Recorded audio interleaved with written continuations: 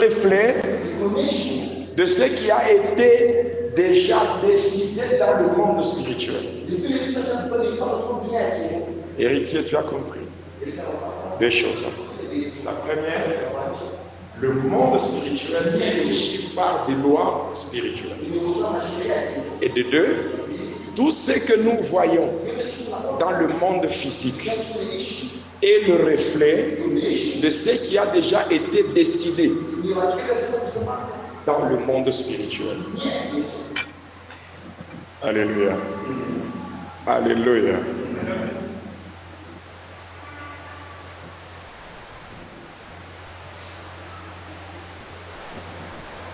Tout ce que nous voyons dans le monde physique est le reflet de ce qui a déjà été décidé dans le monde spirituel. Pour dire, il n'y a pas de hasard. Il n'y a pas de hasard. Tout ce que vous voyez dans ce monde ici, ce ne sont pas des choses qui sont liées au fait du hasard. En tant qu'une personne mature, enlève de ta tête la notion du hasard. Je t'ai dit, ce que nous vivons et ce que nous voyons dans le monde physique, c'est le reflet de ce qui a déjà été décidé dans le monde spirituel. Pour dire encore, le monde réel, ce n'est pas le monde physique. Le monde dans lequel nous sommes, ce n'est pas le monde réel, c'est le monde apparent. Le monde réel, c'est le monde spirituel. Et le monde physique, c'est le monde apparent. Pour vous dire encore, la terre, c'est un lieu d'accomplissement. La vie ne se proclame pas sur la terre, mais la vie est programmée dans le monde spirituel. Les gens qui n'ont pas la maîtrise de ça sont toujours victimes des conséquences. Il y a des gens qui ne font que pleurer sans comprendre ce qui leur arrive. Alléluia. Et ce qu'il faut retenir, c'est qu'il y a des chemins qui relient. Je répète, il y a des chemins qui relient le monde physique au monde spirituel. C'est-à-dire les choses qui sont dans le monde spirituel. Ces choses-là s'accomplissent dans le monde physique. Mais il y a un chemin, je dirais, il y a des chemins qui relient les deux mondes. Ces chemins-là, on les appelle les portails spirituels. Je répète, il y a des chemins qui relient. Il y a des chemins qui relient le monde physique au monde spirituel. Et ces chemins-là, on les appelle les portails spirituels. Alors, qu'est-ce qu'un portail spirituel? Un portail spirituel, c'est quoi? Un portail spirituel est une ouverture.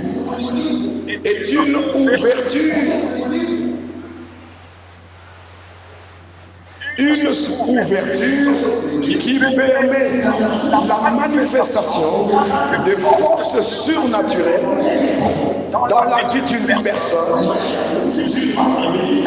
même d'une nation. Je répète, un portail spirituel est une ouverture qui permet la manifestation des forces surnaturelles. Dans la vie d'une personne, d'une famille ou même d'une nation. Il existe deux types de portail. Il y a premièrement le portail divin et deuxièmement le portail satanique.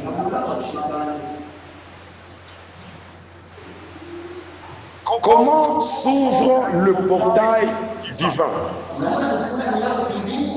Il y a trois choses qui ouvrent le portail divin. Si tu as besoin que le monde spirituel de Dieu influence ta vie, influence ta famille, influence même ton pays, il y a trois choses à faire. La première des choses, alléluia, c'est la prière sincère. Oui. Une prière sincère. Une prière sincère, c'est une prière efficace. Une prière qui n'est pas faite par une personne qui vit dans le péché. Isaïe 59, 1 à 2. Non, la main de l'Éternel n'est pas toute pour sauver, ni ses oreilles ne sont pas dues pour entendre. Il y a des prières qui ne sont pas sincères. Les prières qui ne sont pas sincères ne sont pas entendues par Dieu. Et voilà pourquoi il est dit que la prière d'un pécheur est une abomination au devant de Dieu. La première des choses, la prière sincère. Deuxième des choses, le repentir. Oui. Le repentir. Alléluia. Voilà une personne qui se reprend au devant de Dieu et en se présentant à Dieu, dire Seigneur, tel que tu me vois, je n'ai rien à te cacher. Je n'ai rien à te cacher. N'est-ce pas? C'est ça. Je n'ai rien à te cacher. Et troisième des choses, une quête profonde de la présence de Dieu. C'est-à-dire une recherche. Donc une personne qui est assoiffée de la présence de Dieu. Une personne qui a soif de Dieu. Pas une personne qui commence à prier, mais commence toujours à penser au foufou, qui pense que c'est pas au curé. Vous savez qu'il y a des gens qui sont incapables même de jeûner pendant un jour. Hein, Dieu merci. Ils sont incapables. Un jour seulement. Non, j'ai des problèmes d'estomac. Vous voyez, ça tombe mal. Je suis sous cure. Je ne saurais pas prendre des médicaments sans manger. Des raisons juste pour échapper au jeûne. Trois choses. Une vie de prière, donc une prière sincère, de repentir. N'est-ce pas? Vous savez quoi? Quand vous avez des ordures et des immondices spirituelles dans votre âme, vous bloquez le souffle de la vie. La Bible dit quoi dans Proverbe 4, verset 23? Garde ton cœur, plus que toute autre chose, car de lui vient le source de la vie. Or, le cœur, c'est l'âme. Il ne faut pas que ton âme soit inondée par les ordures et les immondices spirituelles. Ça salit ton âme. Et une âme sale produit une spiritualité nulle. Une personne, vous savez, le monde spirituel, c'est lié à la spiritualité. Mais si votre âme est sale, c'est que votre spiritualité est nulle. Et si la spiritualité est nulle, il n'y a aucune connexion avec le monde spirituel. Est-ce que vous m'avez compris?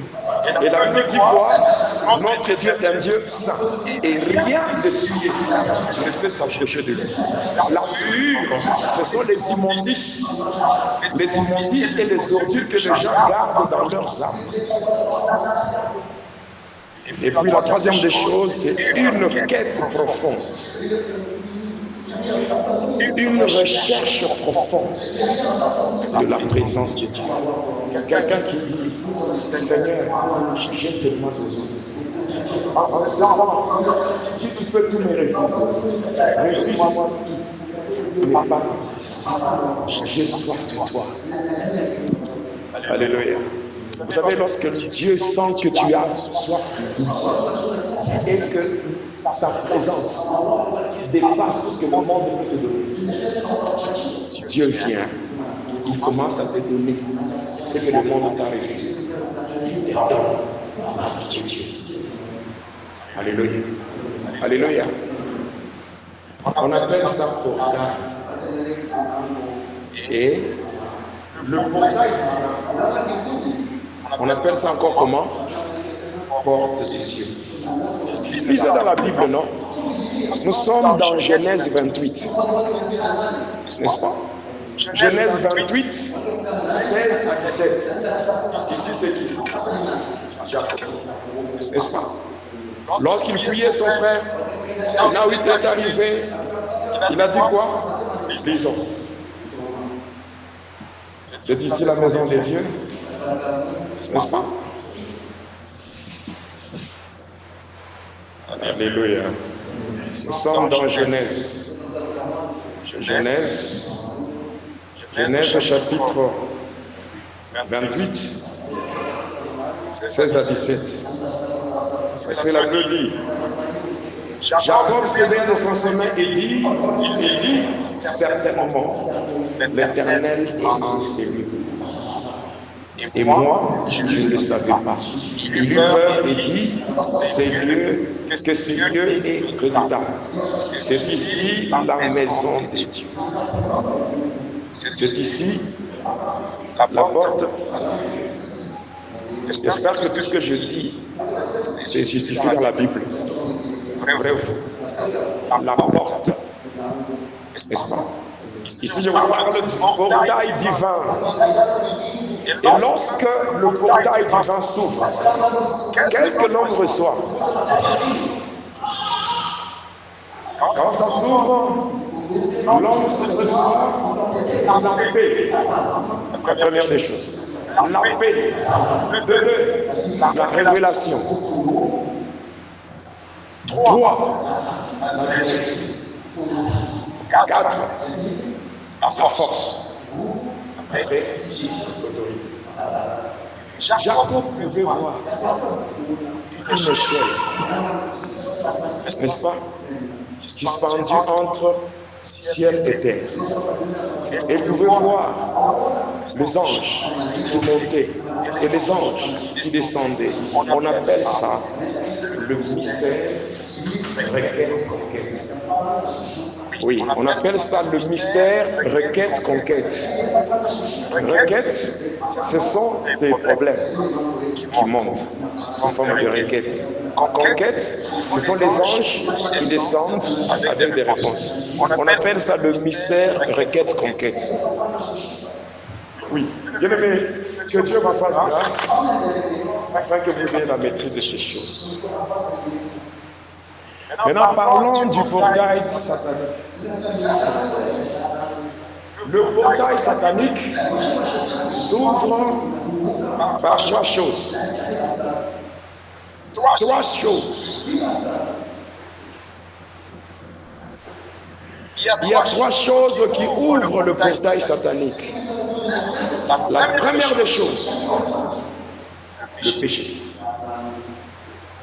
Il est dit clairement que celui qui pêche est du diable, non? Tu donnes toi-même l'accès à Satan.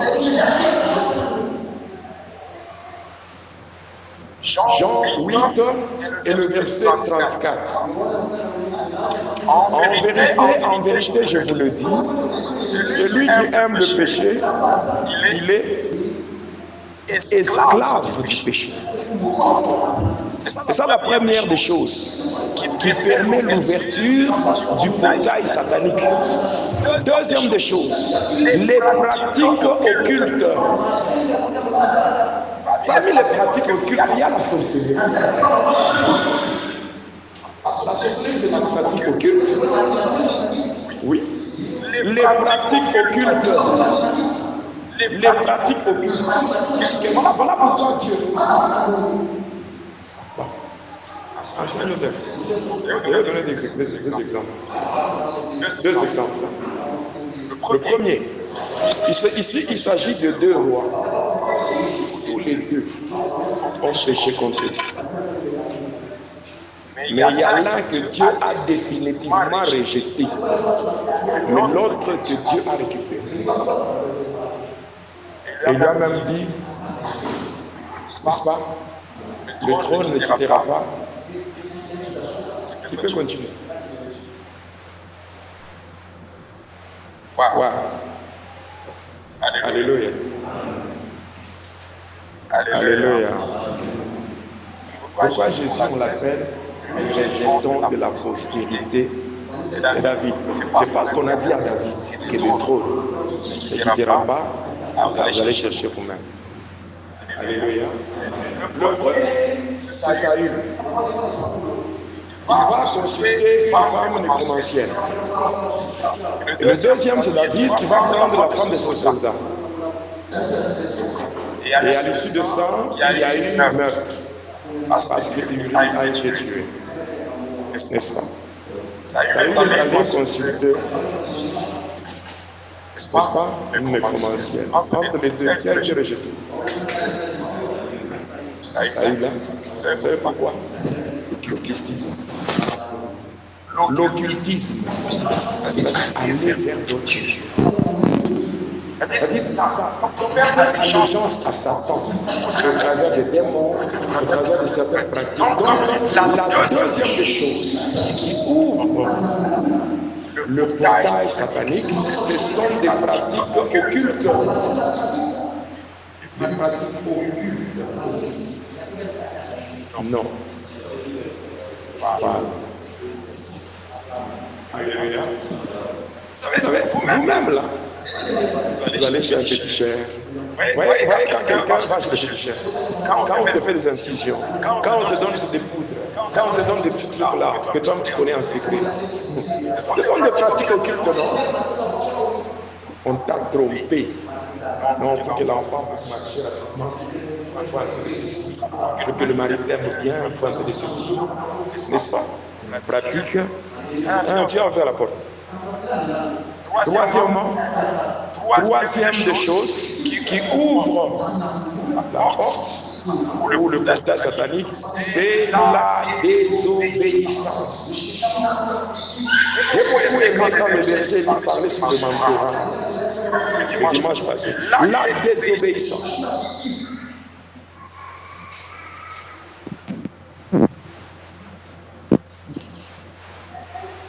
On va dire que dans 1 Samuel 15, 22, on va dire que l'obéissance vaut mieux que le. Donc la désobéissance est semblable, même comparable à l'idolâtrie. La désobéissance, on te dit que toi, tu te crois plus sage que celui qui t'instruit. N'est-ce pas? Et les conséquences sont fâcheuses. Et il existe trois types de portail satanique. Trois. Ici, je vous ai donné trois moyens par lesquels l'homme lui-même ouvre le portail satanique. Je vous ai donné aussi trois choses par lesquelles il faut passer pour ouvrir la porte des cieux. La porte des cieux, c'est le portail divin, n'est-ce pas? Mais le portail satanique s'ouvre par le péché, s'ouvre par les pratiques occultes et aussi par la désobéissance. Maintenant, quand il y a ouverture, il faut savoir que ces portails sont en nombre de trois. Alléluia. Alléluia. J'aimerais dire ceci.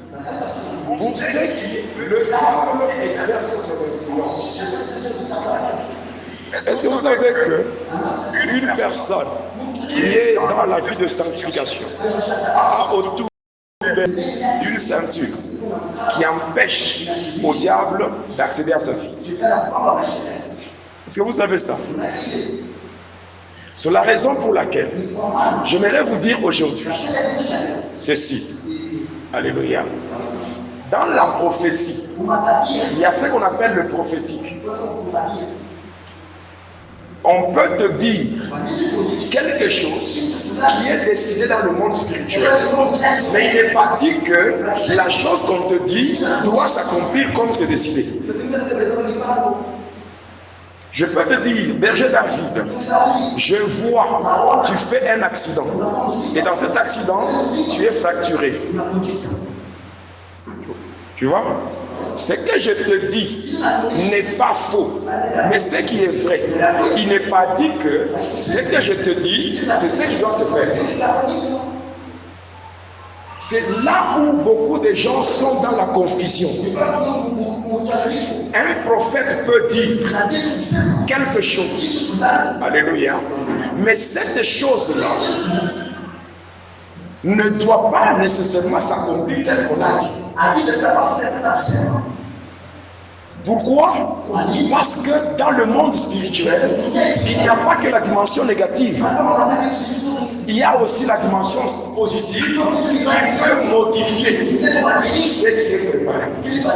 Le monde de ténèbres peut décider quelque chose, mais cela ne veut pas dire ce qu'on a décidé doit nécessairement s'accomplir. Moi, on a déjà décidé ma mort plusieurs fois, mais ce n'est pas ce qui est arrivé. C'est la raison pour laquelle vous devez savoir que la prophétie est dans le ministère. Mais au-delà de la prophétie, il y a le sacerdoce. Et dans le sacerdoce, là c'est la divinité. La divinité peut modifier les prophéties. Je ne sais pas. On peut te dire, David, tu vas faire l'accident. Et c'est la vérité, c'est ce que le monde spirituel a dit. Tu peux aller vers ton père, qui est dans le sacerdoce. Il peut annuler la décision de ce qui est prévu. Moi, je le dis maintenant, que ce qui a été décidé dans le monde de ténèbres contre toi, je le dis encore, ça ne s'accomplira pas. Sinon, à ma parole, au nom de Jésus. Il y a beaucoup de gens parmi vous, j'ai déjà vu leur mort.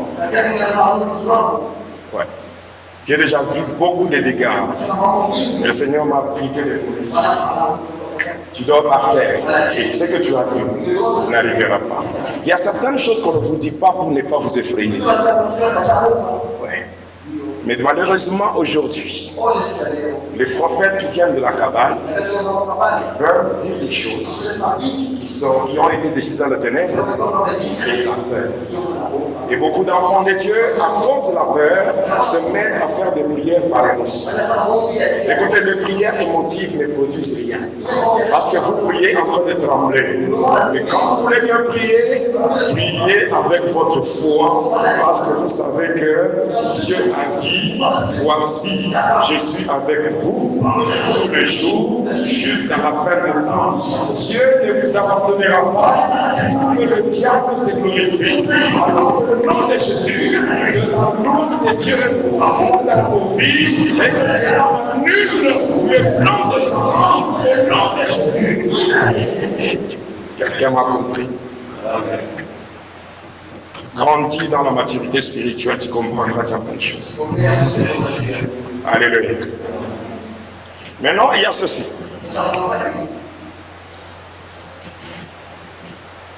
Je vais vous dire que le monde spirituel est régi par des lois. N'est-ce pas? Maintenant, il y a ceci. Tout ce qui se voit dans le monde physique, c'est le reflet de ce qui a été déjà décidé dans le monde spirituel. Maintenant, les choses décidées dans le monde spirituel ne peuvent s'accomplir que par l'ouverture des portails. Alléluia. Ainsi, retiens ces choses. Ainsi, le portail satanique, par rapport à ce portail, pour que les choses qui sont décidées dans le monde spirituel satanique s'accomplissent, le diable ne force personne. Le diable ne force personne. Il présente seulement 3 portails. Et ces 3 portails, toi-même, tu vas les souffrir. Afin que ce qui a été négativement décidé s'accomplisse. Premier portail, que l'homme ouvre sans être forcé par Satan. Quel est ce portail-là? Le premier portail, ce sont des objets dévoués à l'interdit. Oui. Les choses qui sont vouées à l'interdit.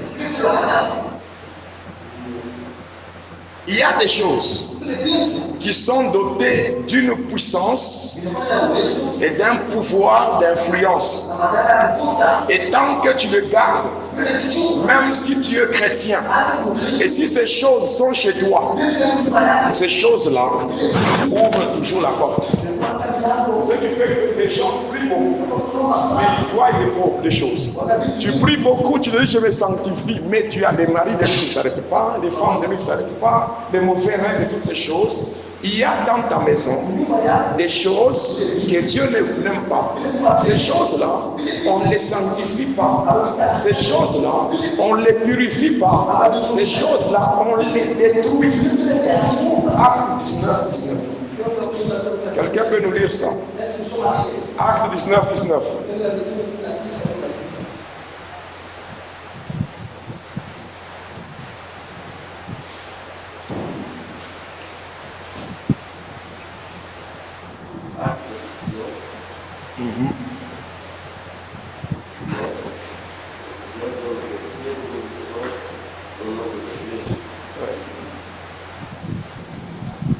Et un certain nombre de ceux qui avaient exercé le art magique, Oui. ayant apporté leurs livres, les brûlèrent devant tout le monde. On a estimé la valeur à 50 000 pièces d'argent. Amen. Amen. Vous voyez? Les gens se sont convertis.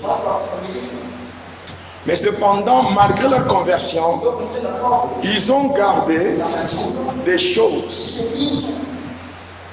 Vous savez quoi? Il y a certaines choses, certains objets qui donnent seulement l'accès aux ténèbres. Même si vous priez, faites attention, il ne faut pas gaspiller le sang de Jésus. Il y a des choses que le sang de Jésus ne purifie pas. Vous avez un t-shirt, un polo, une chemise, où il y a un grand dragon là. N'est-ce pas? On te l'avait offert. Et puis tu t'es converti. Et ton dragon là, tu portes. Tu marches avec ça. Et tu pries. Mais déjà ton dragon là, te met en contact avec le monde des ténèbres. Il y a des gens qui gardent des cadeaux, des ceci, des choses. Si ces choses-là véhiculent une puissance, un pouvoir, automatiquement, vous pouvez être vous-même en ordre avec Dieu. Mais la chose là vous connecte. C'est pas ce que vous m'avez compris. Il y a des choses qu'on ne purifie pas. Il y a des choses qu'on ne sanctifie pas. On les détruit. La Bible dit, ici même on a estimé l'argent, la valeur, n'est-ce pas? Des choses qui étaient brûlées. À l'époque, moi, quand je me convertissais, j'avais des valises d'habits.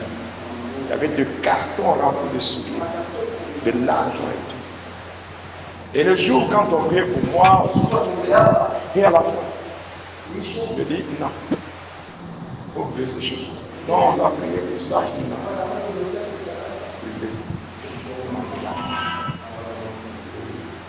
Les valises, souliers, tout ça, l'essence, le feu.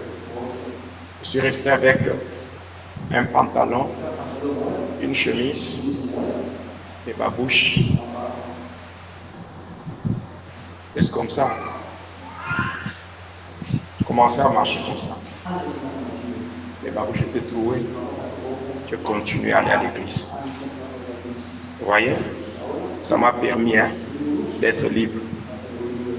N'est-ce pas? Mais après, Dieu m'a donné plus que ça. Vous voyez? Aussi, toi-même, tu as un téléphone gagné dans l'impudicité. Crois-tu que quand tu pries, c'est bien dans l'église? Mais les démons ne savent pas l'origine de ton téléphone. Ils ne savent pas. David, c'est vrai, c'est faux. Les gens peuvent être bien habillés. Mais les démons savent que ça, c'est l'impudicité qui a donné ça. L'impudicité, c'est une œuvre divine. C'est ça. C'est ça.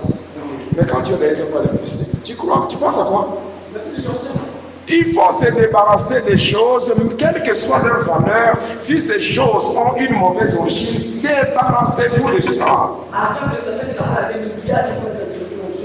Tu vois, ça fait mal, hein? Si tu as déjà iPhone 14 et tu connais très bien ce que je vais vendre. Je ne te demande pas de vendre. Prends même un marteau. Prends ton iPhone, tu mets sur la table. Prends le marteau. Commence à casser. Casse. Tu jettes. N'est-ce pas? Si ta main droite t'empêche d'entrer au ciel, il faut faire quoi? Coupe-là, n'est-ce pas? Que tu entres même avec une main, mais tu es quand même dedans. Tu es resté en enfer avec tes deux mains. Quelle valeur peut avoir ton iPhone par rapport à ton âme? Vous voyez comment, quand on commence, vous savez, ancien Jean, les gens, quand on leur demande de prier, mais ils sont capables de sauter jusqu'à la toiture. Mais il sait très bien que dans la poche, il y a un téléphone. Je vais appeler ça téléphone impudique. Bon, téléphone, ce n'est qu'un exemple. Et si nous devons regarder. Vous savez qu'il y a des gens qui roulent dans des voitures volées.